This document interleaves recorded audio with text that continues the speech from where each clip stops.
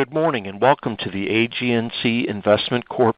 Second Quarter 2025 shareholder call. All participants will be in listen-only mode. Should you need assistance, please signal a conference specialist by pressing the star key followed by 0. After today's presentation, there will be an opportunity to ask questions. To ask a question, you may press star then 1 on your touch-tone phone. To withdraw your question, please press star then 2. Please note this event is being recorded. I would now like to turn the conference over to Katie Turlington in Investor Relations. Please go ahead. Thank you all for joining AGNC Investment Corp.'s Second Quarter 2025 earnings call. Before we begin, I'd like to review the Safe Harbor Statement. This conference call and corresponding slide presentation contain statements that, to the extent they are not recitations of historical fact, constitute forward-looking statements within the meaning of the Private Securities Litigation Reform Act of 1995. All such forward-looking statements are intended to be subject to the safe harbor protection provided by the Reform Act. Actual outcomes and results could differ materially from those forecasts due to the impact of many factors beyond the control of AGNC. All forward-looking statements included in this presentation are made only as of the date of this presentation and are subject to change without notice. Certain factors that could cause actual results to differ materially from those contained in the forward-looking statements are included in AGNC's periodic reports filed with the Securities and Exchange Commission. Copies are available on the SEC's website at sec.gov. We disclaim any obligation to update our forward-looking statements unless required by law. Participants on the call include Peter Federico, President, Chief Executive Officer, and Chief Investment Officer, Bernie Bell, Executive Vice President and Chief Financial Officer, and Sean Reed, Executive Vice President, Strategy and Corporate Development. With that, I'll turn the call over to Peter Federico. Good morning, and thank you all for joining our second quarter earnings call. Following the administration's tariff announcement in early April, elevated governmental policy risks caused investor sentiment to turn sharply negative and financial markets to reassess the macroeconomic and monetary policy outlook. After a sharp repricing in April, most markets retraced their early period losses and ended the quarter at better valuation levels. The performance of agency mortgage-backed securities relative to benchmark interest rates, however, was notably weaker quarter over quarter. As a result of this underperformance, AGNC's economic return for the second quarter was negative 1%.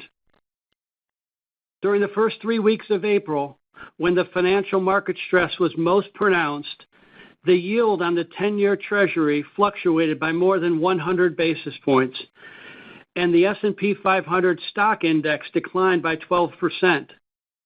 This volatility and macroeconomic uncertainty adversely impacted agency mortgage-backed securities, with spreads to Treasury and swap rates widening meaningfully. A primary focus of AGNC's risk management framework is maintaining sufficient liquidity to withstand episodes of significant financial market stress. One important measure of this capacity is the percentage of equity that we hold in unencumbered cash and agency mortgage-backed securities, which are available to meet margin calls in the normal course of business. This focus enabled us to begin the second quarter with a strong liquidity position and to navigate the financial market volatility without issue and, importantly, without selling assets. Moreover, we were able to take advantage of the wider MBS spread environment by raising accretive capital during the quarter and opportunistically deploying a portion of that capital in attractively priced assets. Over the last 2 months of the quarter, most financial markets retraced the April losses and in some cases set new record highs. For example, the S&P 500 index rallied 25% from the April low and ended the quarter about 10% higher.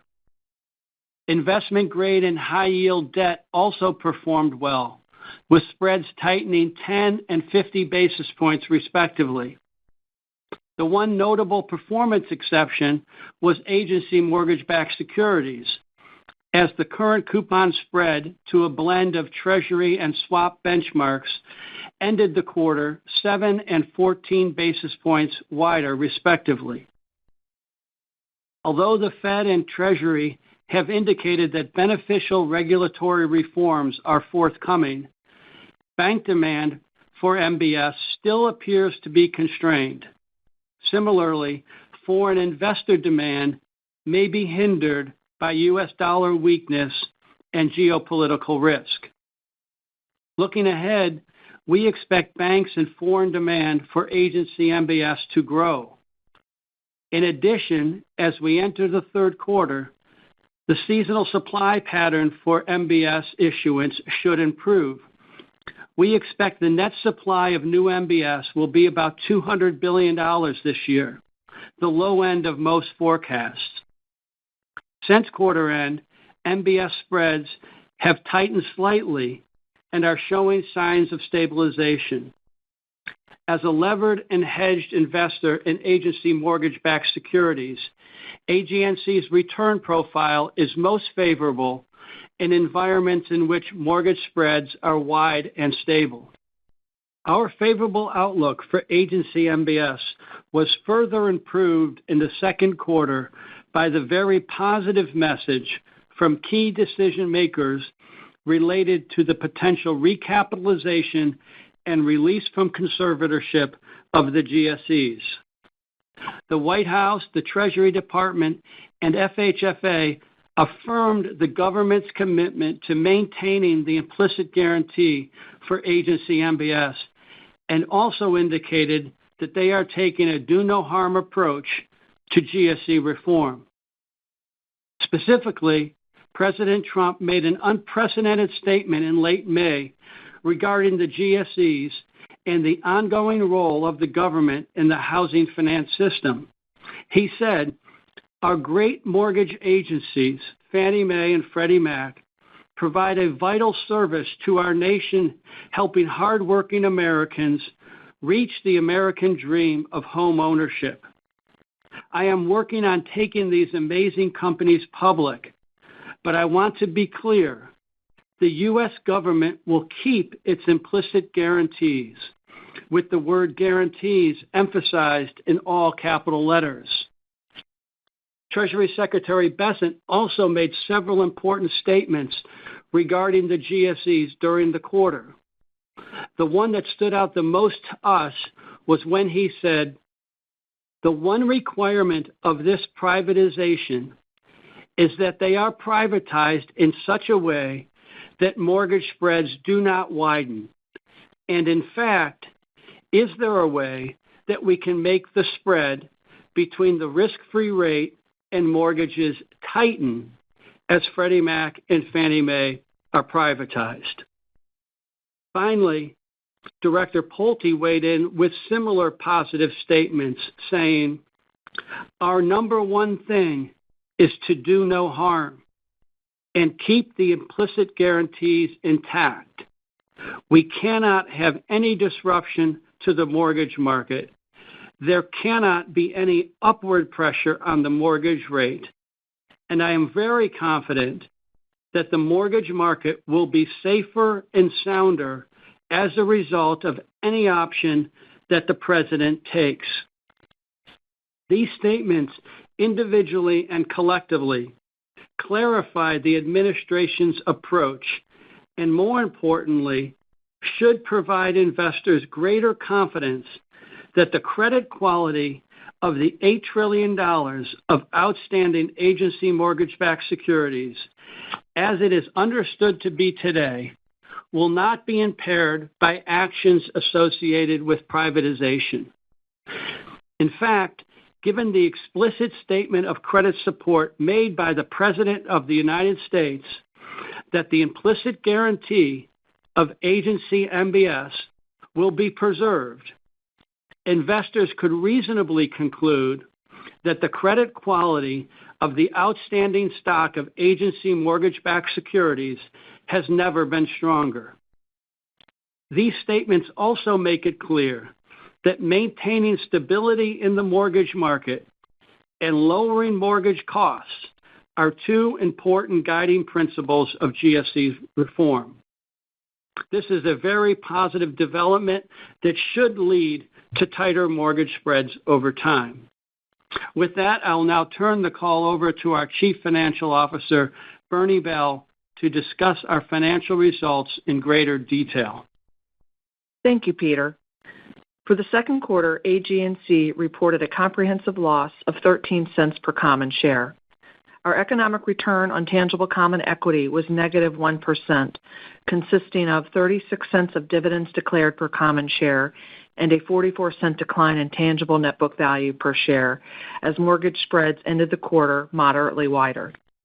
As of late last week, our tangible net book value per common share was up about 1% for July after deducting our monthly dividend accrual.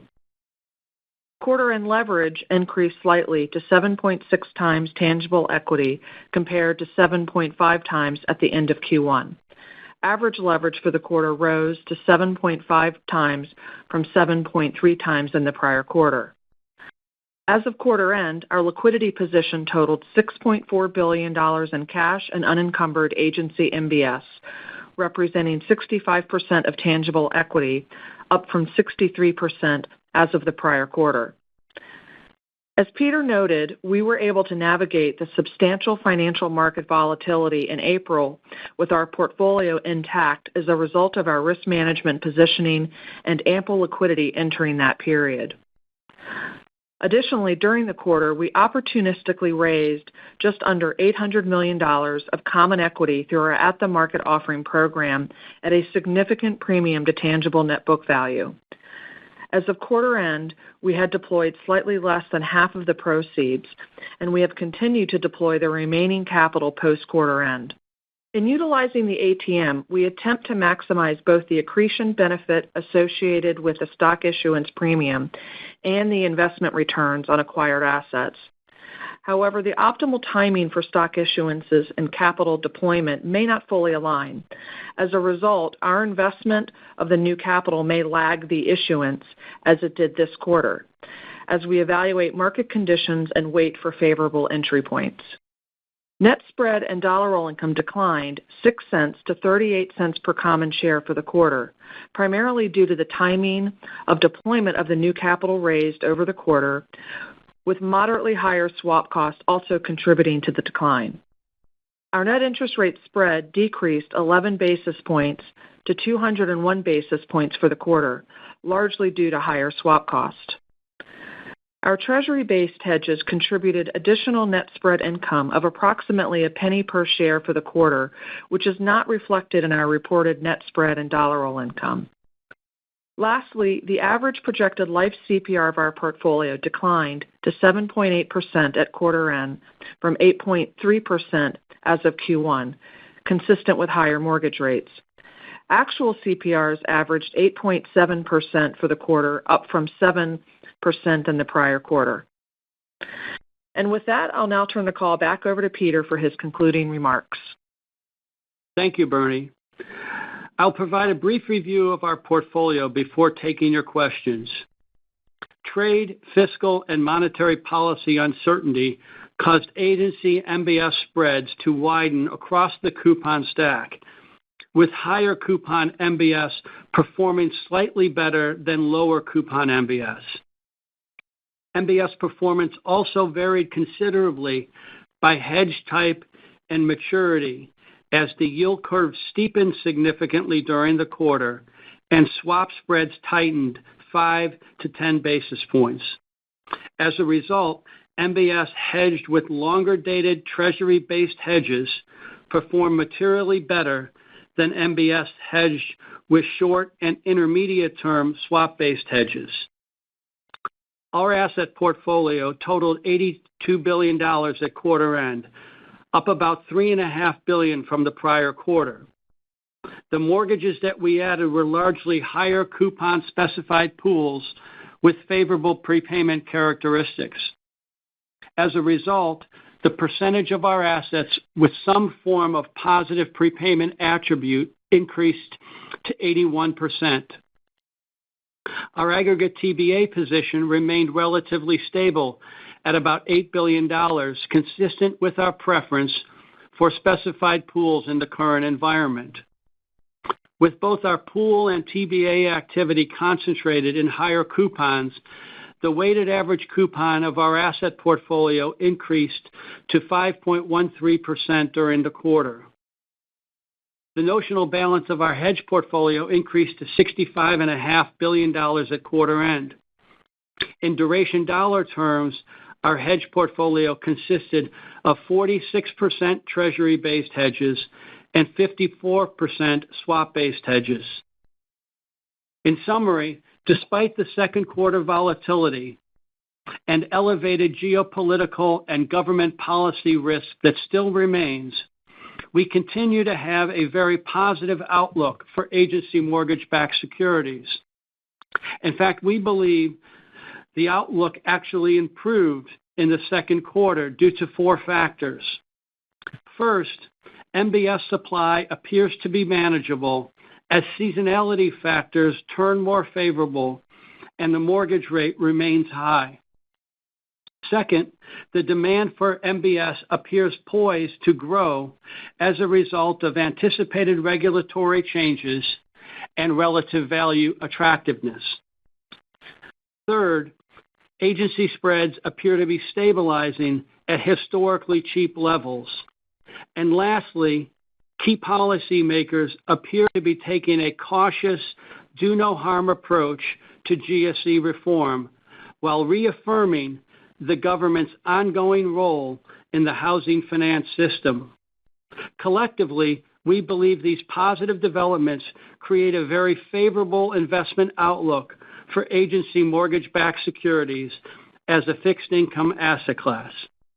With that, we'll now open the call up to your questions. We will now begin the question and answer session.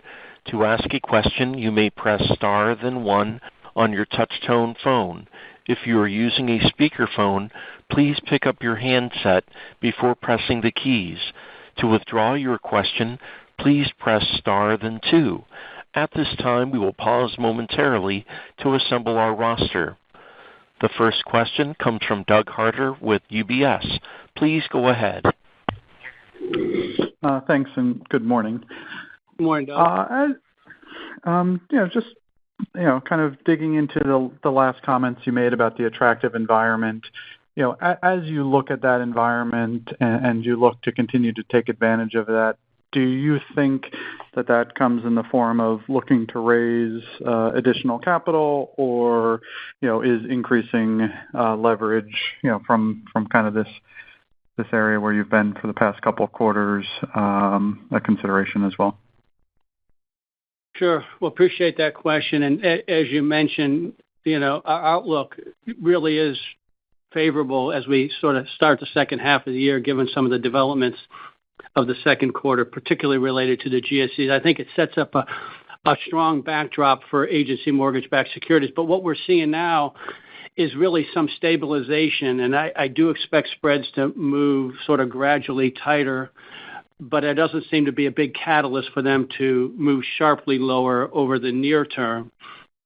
And I say that because that's important. As Bernie mentioned, we've sort of taken a patient, measured approach to the deployment of capital that we raised in the second quarter. She mentioned that we deployed a little less than half of that. So from that perspective, we still have capacity to deploy those proceeds at what are still very attractive levels today. It's agency mortgage-backed securities, current coupon to a blend of swap rates is at about 200 basis points. That's about the upper end of the range over the last 4 years. And then, of course, to the extent that we have capacity at some point during the quarter to raise accretive capital and deploy those proceeds, we would certainly look to do that as well as a way of generating incremental value for our shareholders. But we feel like we're in a good position now to deploy capital at a sort of a patient, measured pace. And I think these opportunities are going to be with us for a little while. But we could certainly also have the capacity to operate with slightly higher leverage. Bernie mentioned that our unencumbered cash position at the end of the quarter was at $6.4 billion, or 65%. That's 2% higher, actually, than it was at the end of the first quarter. So despite all the volatility, despite growing our portfolio by $3.5 billion, we still have actually more unencumbered cash as a percentage of our equity at the end of the second quarter. So we're in a good position, Doug, essentially, to do everything that you just described. We'll let the market dictate the pace of that and then the levers that we pull as we see mortgage spreads develop. And we see the backdrop of some of this still ongoing political uncertainty get resolved, which hopefully will get resolved over the next couple weeks with respect to government policy and tariffs. And then, of course, we have a little bit of uncertainty still ongoing with monetary policy, but those should be resolved really over the next month or two. So we have a lot of capacity and a lot of flexibility to be opportunistic in this environment. Great. Thank you. Thank you. The next question comes from Crispin Love with Piper Sandler. Please go ahead. Hi, Crispin. Thanks. Good morning. Peter, can you speak to your views on the core earnings trajectory and what that means for the dividend level? Core returns are high, spreads are pretty wide, swaps continue to roll off, but curious what you view to be the run rate for earnings and core returns over the near to intermediate term. Yeah, we've talked about our net spread and dollar roll income for a lot of quarters now in terms of it coming down to be more aligned with the economics of our portfolio as we see it. And obviously there's a lot of considerations when you're looking at net spread and dollar roll income in terms of the way accounting works for asset yields and for hedge costs. And it doesn't reflect necessarily the long-term ongoing economic earnings power of your portfolio. It's a current period earnings measure. So you have to look at it in that context. But that said, it has come down more in line with the economics of our portfolio today. And I'll share with you a couple points. One, if you look at that 38 cents in terms of a return on equity is, I think, in the 19.5 type range. I don't know exactly what that number, but something in the 19.5% range. I point that out because if you look at where mortgage valuations are today, that number I just talked about with current coupon to a blend of treasury rates and a current coupon to a blend of swap rates, current coupon to treasury rates right now at about 160 basis points, a blend of rates across the curve from 3 years to 10 years, and 200 basis points to swap. So you're looking at about 180 basis point return spread in the current environment. Leveraged the way we leverage our portfolio, that translates again to about a 19 or so percent ROE for marginal investments. So I would say that the environment that we're in right now, given where spreads are, I would call it in the high teens, somewhere between 18 to 20% returns. That aligns with our net spread and dollar roll income. But there's going to be period-to-period volatility in that number. Bernie mentioned it came down this last quarter because of the slow pace of deployment primarily of the proceeds of the capital that we raised. And obviously, as we deploy that, that'll sort of eliminate that drag that we saw in the second quarter. But also, there will be a continued drag from our swap hedges rolling off. We had about $5 billion roll off in the second quarter. We replaced $2.3 billion of those. So over time, our swap cost will go up. I expect our repo costs to come down over time, particularly as the Fed eventually gets back into easing. And I expect our asset yields to gradually rise. They're still below market.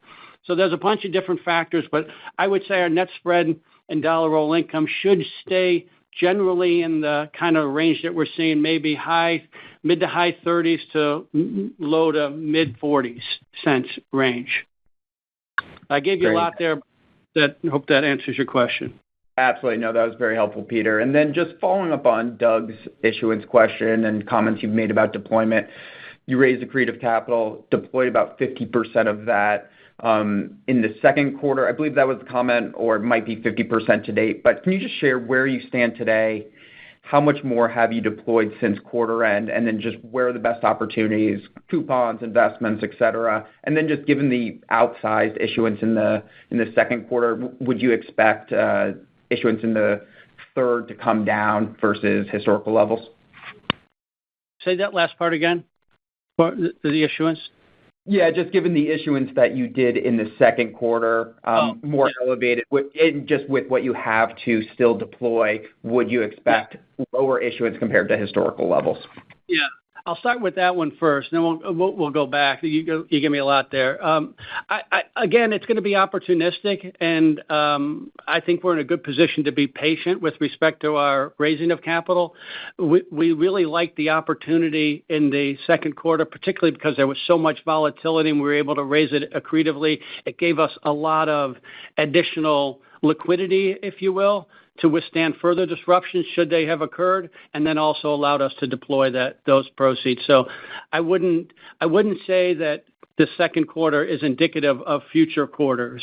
We'll have to just take those as they come. Tell me, repeat the first part of your question for me. Yeah, so you talked about deploying 50% of the capital. Oh, yeah. And just the timing of that, was that in the second quarter or to date? And I'm just curious where you are right now. Yeah, Bernie was in the second quarter, but she did mention that we have continued to deploy. We purchased about $1 billion worth of mortgages earlier this month. So we still like the market. We are still deploying capital at a very sort of disciplined, measured pace. And in terms of where we like, as I mentioned, we continue to really favor the sort of upper coupons, particularly in specified pools with, higher coupons, call it in the 5 to 6% range, specified pools with some form of favorable prepayment characteristic. We like the yield profile there, and we like the prepayment protection we can buy with certain characteristics. Great. Thank you, Peter. I know there was a lot there. Appreciate you taking my questions. Yep. Appreciate it. The next question comes from Trevor Cranston with Citizens JMP. Please go ahead. Hey, thanks. Good morning, Peter. Another question on the capital raising. Obviously for the last several quarters, you guys have been able to do a decent amount at pretty accretive levels. And obviously there's a lot of benefits to being able to issue so accretively. I guess big picture, can you kind of give us an update on your thoughts as to how you think about kind of the optimal size of the company and particularly if you're continued to be able to issue accretively for the foreseeable future? Thanks. Yeah, that's a great question, and it's one that we've talked about periodically. I would start by saying we're not growing for the sake of growing. We're growing because we can raise this capital accretively to the benefit of our existing shareholders and deploy those proceeds in a way that's supportive of our dividend. And to the extent that we can continue to do that, we would certainly look to continue to take advantage of that opportunity.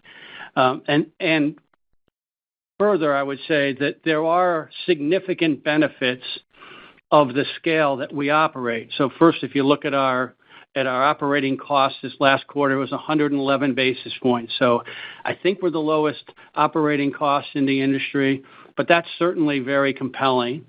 So that's one point. The other is that I think you're also seeing tremendous liquidity in our stock, which is also really valuable for shareholders. We are obviously now concentrated our portfolio in agency or agency-like securities. So investors who want to get this exposure have a way now to buy our stock in a very liquid form. Our market cap, our common equity is over $8 billion, so we have a lot of liquidity in our stock. It's very easy for investors who want this fixed income exposure in their portfolio to buy our stock in a very liquid way. So that's also very beneficial. And then the last point with respect to size, from a positive perspective, is that clearly as we grow in size and our outstanding market cap, if you will, grows in size, it does make us more accessible for other indexes to add us as we grow in size. So there's, that sort of virtuous benefit of growing in size and having more liquidity and being added to more indices and so forth. So those are the positives that we look at. On the negative, I would say that there are market capacity constraints, if you will, that we're very cognizant of in terms of size. The liquidity in the fixed income market, as I've talked about a lot in the past, is not as good today as it was 10, 15 years ago, pre-great financial crisis. So we are very cognizant of the size of our asset portfolio, the ability to transact both in the hedge market and in the asset market. And those are considerations on the other side of that equation. So we're trying to find that perfect, efficient frontier, if you will, between all of those various points. But there's a lot of benefits to, and I think investors now are seeing it in size and scale and liquidity, but we're also cognizant that there's a limit to how big we will be. Yeah. Okay. That's helpful. Thanks, Peter. The next question comes from Bose George with KBW. Please go ahead. Yes, good morning. Good morning. First, just given the level of swap spreads, how do you see the appropriate balance between swap hedges and Treasury futures? And then, when you give the ROE number, that 19 plus, is that kind of reflect the mix that you guys currently have in the portfolio? It does. When I did that calculation on ROE, I came to 180 basis points because I used a 50-50 blend. And that's probably the right blend for us, we think, long-term, meaning that there's a lot of diversification benefits that we like about having sort of an equal mix of treasuries and swaps. But that said, we are a little overweighted swaps still on aggregate. And if you look at the way we hedged our purchases in the second quarter, about 2/3 of the hedges were in swap-based hedges. So we're a little more overweight. As we go forward in the current environment, I would say at the margin, we would probably favor a little bit higher percent of swaps than the long-term 50-50 average, because I do expect stability in swap spreads to sort of develop over time, and I do expect some downward pressure, or should say upward pressure, meaning swap spreads should widen, which would be beneficial to us as the supplemental leverage ratio reform actually takes place, likely by the fourth quarter, but maybe even in the third quarter. And when you really look at what happened in the swap market in the second quarter, that was really one of the sort of the most important points about mortgage performance. I mean, the move we saw in swap spreads, with longer-term swap spreads moving almost 10 basis points narrower, was really dramatic, and it's indicative of sort of the balance sheet constraints that still exist in the market today, swaps versus treasuries. We do expect that balance sheet pressure to ease as bank regulation is implemented, and particularly the supplemental leverage ratio is changed. So over time, I think we'll benefit from having this overweight right now in swaps. But 50-50 is probably the right long-term mix going forward. Okay, great. Thanks. And then in terms of your CPR, so it looks like the lifetime CPR declined. Does that just reflect the market expectation on rates? Exactly right. And particularly look at what happened in the second quarter with respect to the yield curve steepening. There was, when you look at what happened to 10-year, 10-year was almost unchanged over the quarter. I think it was up 2 or 3 basis points. We had a big rally, 17 basis point rally in 2 years. But the back end of the yield curve was really the story, and that was a particularly sort of negative event for mortgage portfolio. I tried to point that out in my prepared remarks because the 20 and 30-year parts of the curve moved higher. The 30-year moved higher by 21 basis points. And mortgages do have key rate duration out there, and the propagation of mortgages is affected. The propagation of mortgage rate is affected by that 30-year move. So in a sense, forward mortgage rates were pushed higher in the second quarter by that movement in the 20 and 30-year part of the curve. And so that's what led to the lifetime CPR change. So that's something to watch, because most portfolios, ourselves included, don't typically hedge the very long cash flows in a mortgage. We hedge really, as you well know, predominantly in the intermediate part of the curve, maybe out to about 15 years.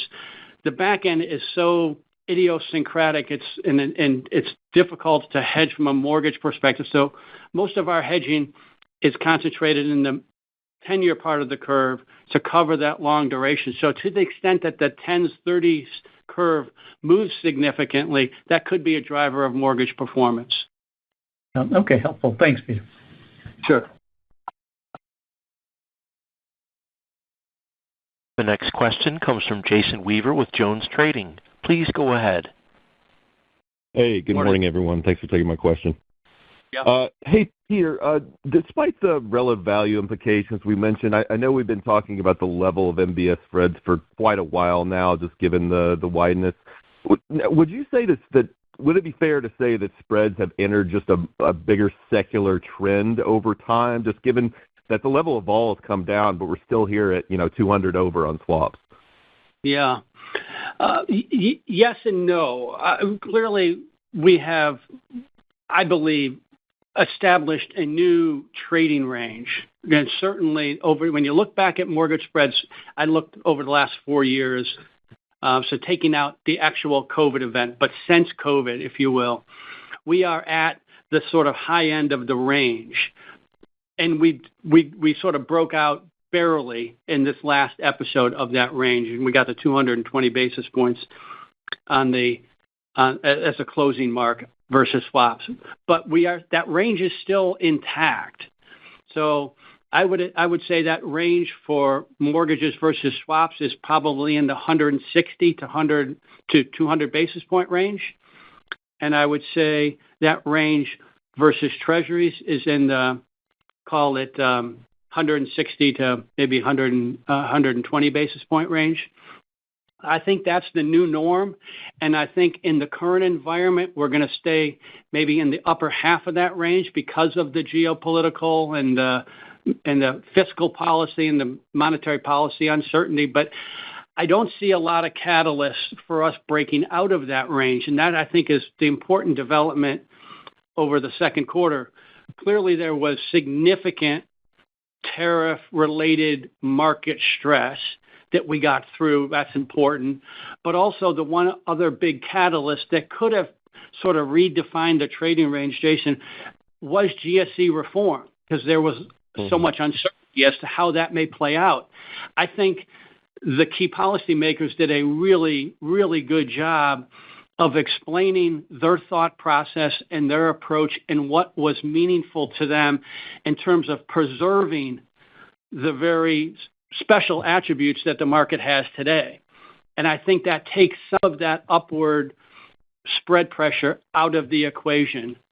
So I think you're right. We're in a new range, but I think we're at the top of the range, and I don't expect it to continue up. I expect it to stay in this range and move lower. Got it. That's helpful. And then just another one on the capital deployment progress into Q and even currently. How are you looking at relative value within the specified pool product, just among the different sort of warehouses there? Yeah. Well, I gave a measure in my prepared remarks that about 81% of our portfolio has what I call some form of positive prepayment attribute. And in one of our tables, I think at the beginning of our presentation on the asset portfolio, we have another called high quality specified pools. That's about 41%, I believe the number was. The point is that we believe there's lots of attributes out there beyond just the typical high quality attributes like low loan balance that can translate to really good mortgage performance and more stable cash flows.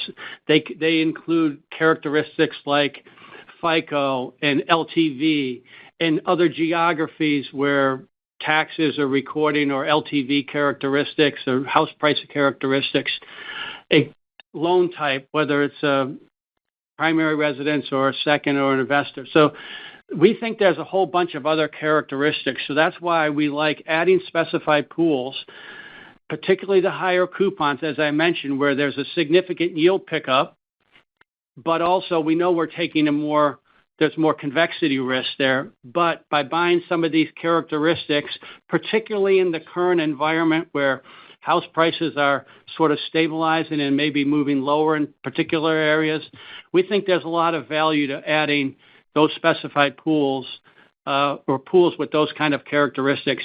The other thing I would say is in the current environment, and we saw this in the second quarter, there is some specialness, some benefit to TBA position in terms of the implied financing levels, particularly for certain coupons in Ginnie Mae securities that make up most of our long position.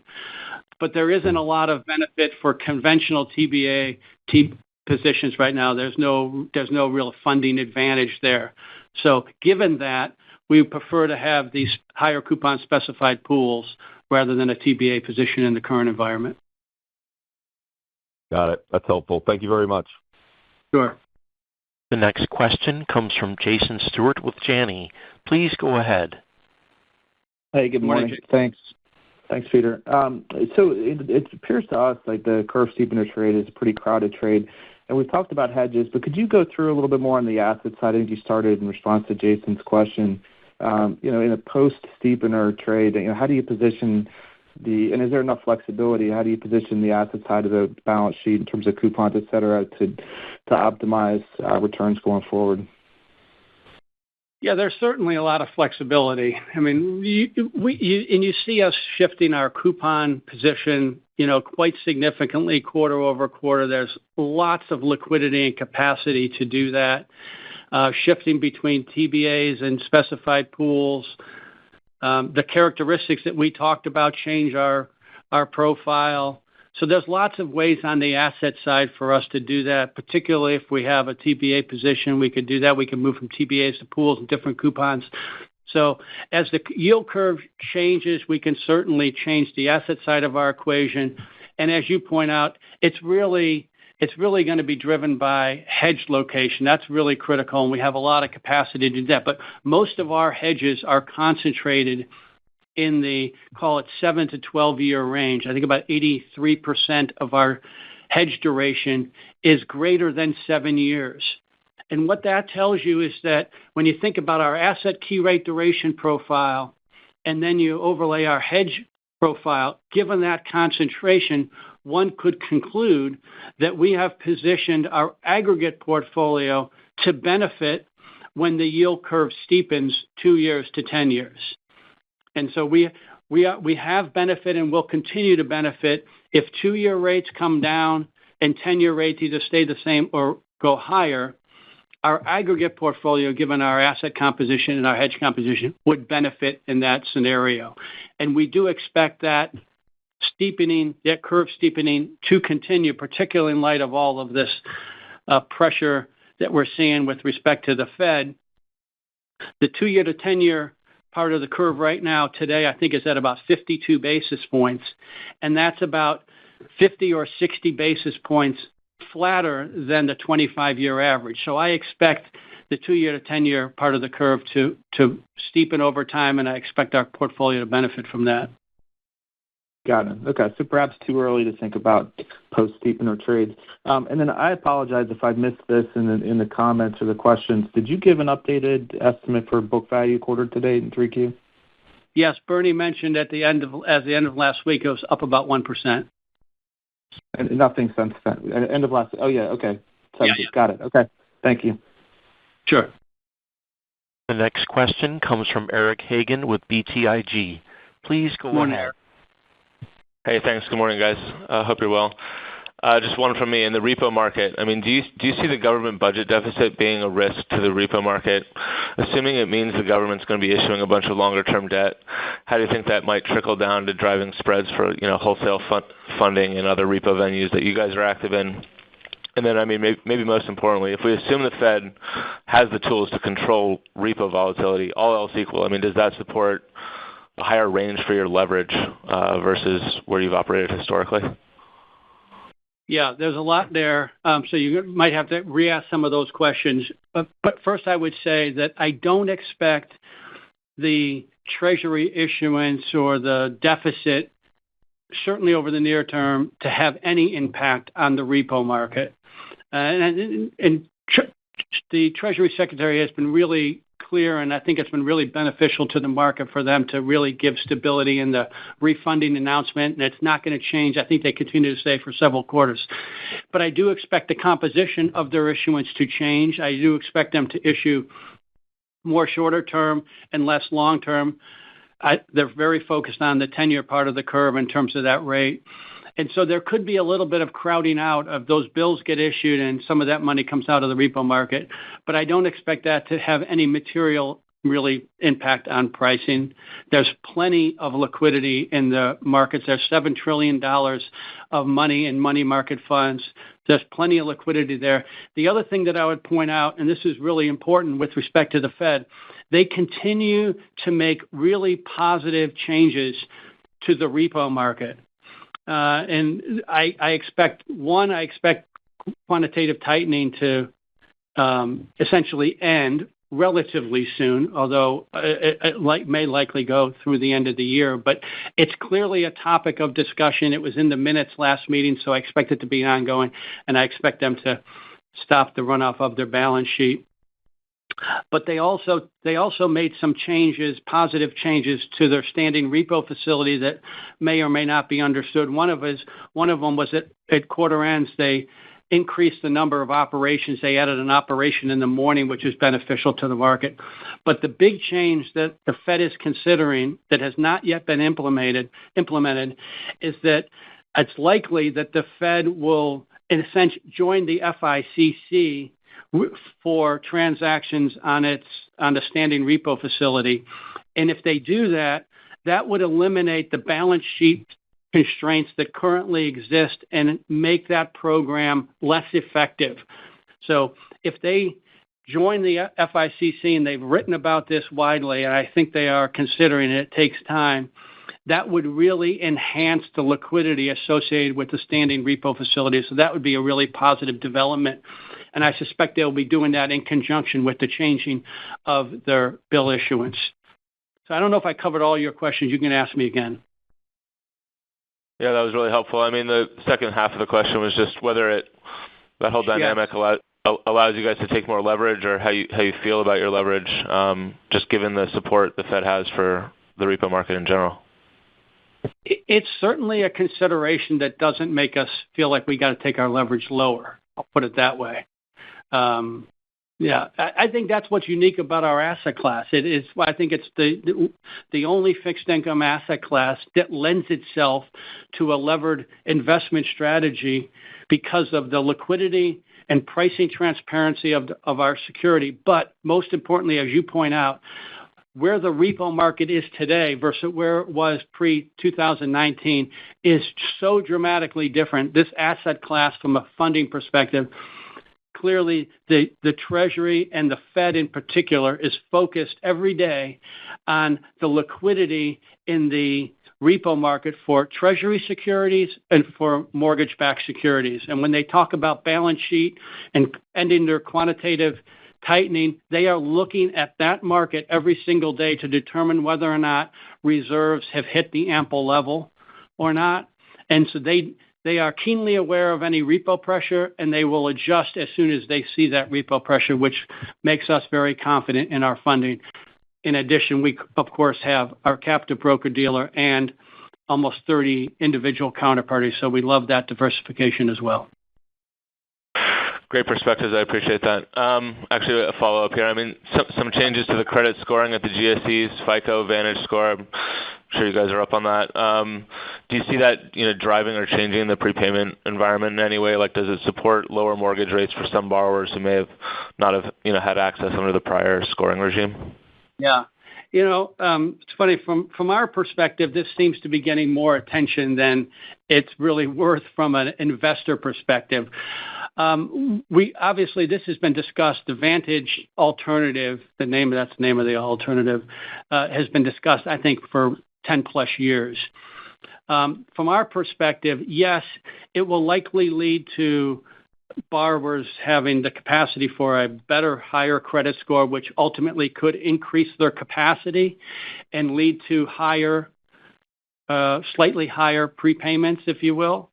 But from our perspective, as an investor perspective, it's not that not that significant and not that complicated. What we would need to know as an investor is, one, we need to know the source of the data. Are the GSEs giving us FICO or Vantage? And then two, we need to have sufficient time to implement so that we can then quantify the impact. And we'll all adjust for the difference in speeds once we have sufficient data between the two data sources. Very helpful from you guys. Thank you. It's also worth pointing out on that one, the Vantage score, I think, has some benefit over FICO in that it includes rent payment history, whereas FICO did not. So I think it could provide investors sort of a more comprehensive picture on credit. The next question comes from Rick Shane with J.P. Morgan. Please go ahead. Hey, guys. Thanks for taking my questions this morning. Look, morning. Historically, the bear case in the space is always higher rates, but as you know well, the existential risk is actually sharply lower rates and rapid repayments. Yeah. The mortgage industry is evolving. Strategically, it's evolving. From a technology perspective, it's evolving. You have borrowers. I think there's a evolving cohort of borrowers with a lot of pent-up demand for refi. Yes. You guys talk about your prepayment protection. Is there a risk that there's been enough of a change in terms of the underlying factors that speeds and we saw this in December where speeds picked up very quickly based on a brief movement in rates, that the thesis behind the prepayment protection doesn't actually provide as much protection as you're assuming? Sure, there's a risk of that. And again, there's a lot there. So I think what you're describing is, in a sense, the market is becoming much more efficient. The technology, all the access, all those things are happening. In a sense, it's making the prepayment curve, if you will, more steep. The S curve is more steep today than it was 5+ years ago, pre-COVID certainly. And you're right, we have seen episodes where the mortgage rate has dropped very briefly, into windows down around 6%, and we had little bits of spike in prepayments. But it's also important to think about where the market is in aggregate. Today, with the mortgage rate at 6.75, there's only about 5% of the universe that has a 50 basis point incentive. And from our portfolio's perspective, as I mentioned, our weighted average coupon is 5.13%. That's 60 basis points out of the money still. So you need a significant move in the mortgage rate to get a significant amount of prepayments. Another point here, the mortgage rate would have to drop from 6.75 down to 5%.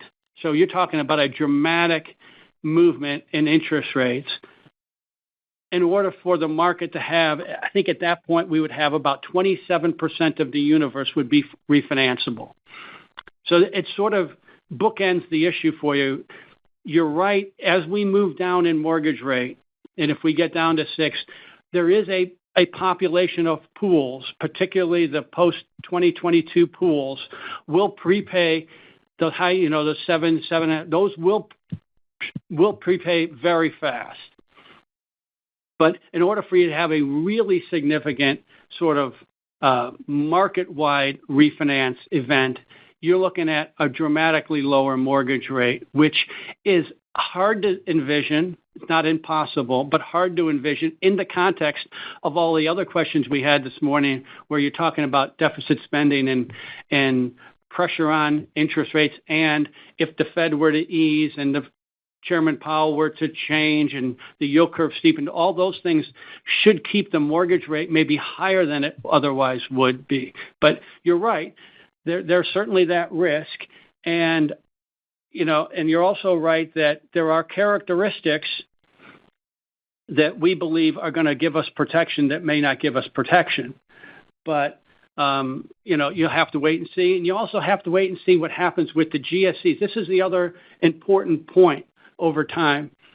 The GSE sort of footprint, if you will, may change. They may change their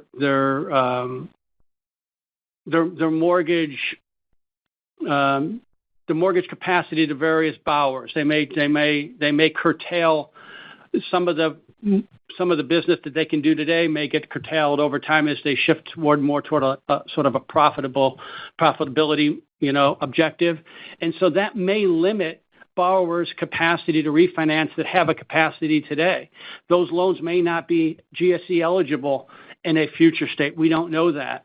But we do know that there is some attention toward shrinking that capacity. And also, it's also important to point out that house prices seem to be topping, certainly slowing nationally, but at the regional level there's real variation, and that again is going to translate into a change in the refinance capacity for borrowers. So there's a lot that you'll have to consider as we go to lower rates. Hey, Peter, thank you so much for quantifying that. It's really helpful. And look, we've both done this long enough. It's not the punch you're looking for that hurts you. It's the one that you're not looking for that does the damage. Mm-hmm.